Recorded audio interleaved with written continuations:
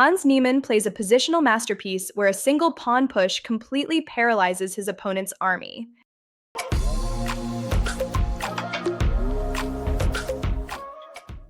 Welcome back, guys. We are looking at round 3 of the Tata Steel Rapid, where Hans Niemann, who is currently tied for the lead with the legend Anand, is facing the Indian superstar Praggnanandhaa. This game is a masterclass on why space and time management are everything in chess. E4. Niemann opens with the king's pawn, controlling the center right out of the gate. C6, the Caro-Kann defense. Pragg opts for a solid, reliable structure. He's telling Hans, I'm going to be a brick wall today. D4, seizing the full center. Standard stuff. D5, black strikes back in the center immediately. Fifth, the advance variation. This defines the pawn structure for the middle game. White gets a space advantage, but the position becomes closed. 5. This is the main point of the Caro-Kann versus the French defense, getting that light squared bishop outside the pawn chain before playing e6. And f3, developing the knight to a natural square. e6. Now we are solidly in the opening phase. Black creates a pyramid of pawns very hard to break down. b2. Niemann plays the short variation, aiming for quick castling and a flexible setup. End 7. Preparing to challenge the center with c5 or f6 later. Oh, king safety first. Niemann isn't rushing. a5. Okay, so here starts Pragg's interesting strategy. He pushes the a-pawn, signaling aggression on the queen side, but this early in the game, it neglects piece development. White develops the knight to c3. Niemann is just following standard principles here, getting his pieces out towards the center. He's ignoring the pawn distraction for now. Black pushes the pawn to a 4. So Pragg is signaling that he wants to get aggressive on the queen side, expanding his territory. But you have to wonder, is this really where the battle will be decided? It feels a bit loose. Bishop to d2. Hans isn't baited into reacting immediately, he just finishes his minor piece development. This also tacitly controls the a5 square. Pawn to a 3. Okay, look at the clock here. Niemann spent over 2 minutes thinking about this response earlier, and now Pragg pushes the thorn into White's position. It creates awkward tension, but Pragg is burning a lot of time for these pawn moves. White responds with pawn to b3. He has to stop that pawn from advancing further. It does create some long-term weaknesses on the queen side, specifically on c3, but Hans judges that his central control is more important, pawn to h6. Pragg prevents any Ang5 ideas and prepares a retreat square for the bishop, but the king is still in the center. Rook to c1. This is a very deep prophylactic move.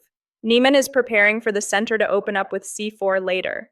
He knows the action is going to shift away from the side of the board soon. Knight to e7. Black is rerouting. The knight on f5 is usually a monster in these positions, eyeing squares around the white king. Pawn to h3. A useful waiting move, preventing any annoying pieces from coming to the g4 square. Both players are maneuvering now, trying to improve their pieces before the inevitable clash. Bishop to g6. Pragg retreats, preserving the bishop pair. He spent nearly 2 minutes here, probably calculating if he could get away with more aggressive options, but decided to play it safe. But that time spent is going to hurt later. Rook to e1. Hans is just improving every piece. This rook supports the e-pawn and gets ready for tactical shots down the middle, perhaps preparing a lift. Knight to f5. There it is. The knight lands on its ideal square, pressuring the center and looking at h4 or d4. Bishop to d3. Niemann challenges the bishop immediately. He's saying, I am not afraid of your activity, and I want to contest the light squares. Bishop to e7. Pragg burns 3 minutes on this move. That is a lot of time for a simple developing move. He's starting to fall significantly behind on the clock, which is dangerous against a player like Hans. We are shifting into the critical middle game phase now. Knight to e2, maneuvering the knight to a better square. In closed positions like this, knights are often better than bishops because they can hop over the pawn chains to find outposts.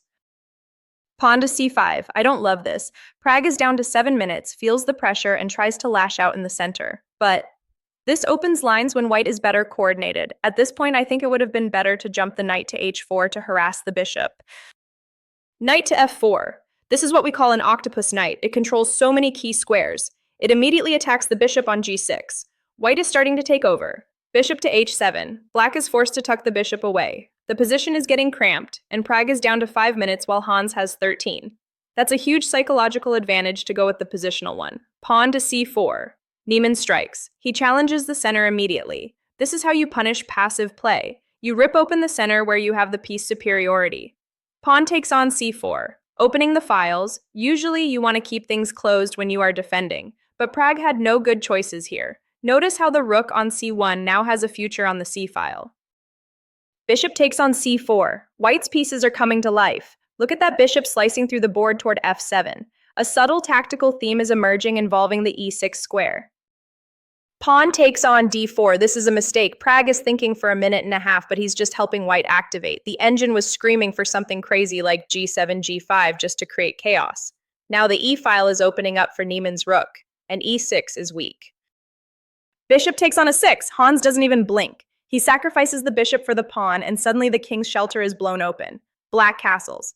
Finally getting the king out of the center, but is it too little, too late? The shelter around the king is already blown open. Bishop to d5. An inaccuracy technically. The engine prefers retreating the bishop to c4, but practically this piece is a monster on d5. It cuts off the board and centralizes perfectly. Knight to c5. Pragg tries to bring the knight back into the game, but he is under severe pressure. Pawn to e6, the star move of the game. Look at this. This pawn is a nail in black's coffin. It disconnects the black pieces, opens the a2 to g8 diagonal, and creates immediate threats. Pawn takes on e6. He has to take it, otherwise he gets suffocated, but now the diagonal is open. Bishop takes on a6, check. The king is exposed. This is just basic tactical execution now. King to h8, hiding in the corner. But look at the time. Pragg has 90 seconds left for the rest of the game, and his position is collapsing. Knight to e5. Oh my goodness. The knights are swarming, threatening mate via ing6 or an f7. It's falling apart for black. White's pieces are perfectly coordinated. Knight takes on e6. Pragg thinks for a minute, leaving him with 30 seconds. And this capture allows a winning sequence. The engine suggests f5, h4, but frankly, no human saves this position. Knight takes 6 euros. Now white has a monster knight on e6 that cannot be removed, and it's hitting the queen and the rook if the queen moves improperly. Queen to d5. Trying to trade queens to stop the attack, or at least active defense, but Hans isn't going to let that happen easily. He has tactics. Knight to c7, forking the rook and the queen. Tactics flow naturally from a good position.